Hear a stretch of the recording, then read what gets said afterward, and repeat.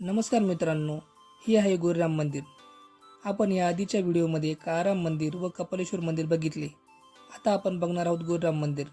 काळाराम मंदिर व कपालेश्वर मंदिराच्या व्हिडिओची लिंक तुम्हाला डिस्क्रिप्शनमध्ये देत आहे, तर ती नक्की बघा. वाड्यात आत आल्यानंतर मंदिरासमोरच हनुमानाचे छोटेसे मंदिर आहे. इथे दर्शन घेतले व मंदिरात प्रवेश केला. मंदिराला प्रशस्त असा सभा मंडप आणि त्यात मधोमध 2 लाकडी खांबांनी मंदिराला आधार दिलेला आहे.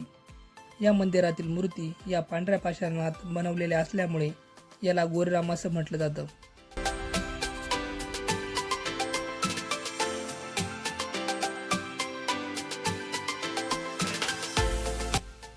त्याच्या डाव्या बाजूला श्री विष्णूंचे मंदिर आहे.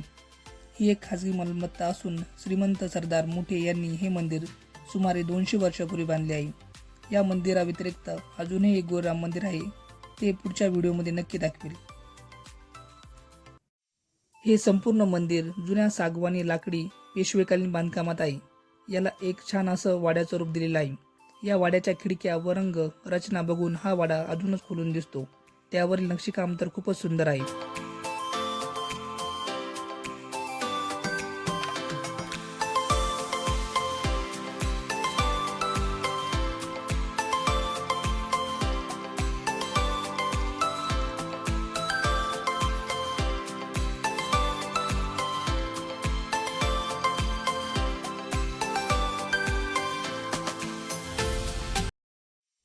कसा वाटला तुम्हाला हा व्हिडिओ हे आम्हाला नक्की कळवा.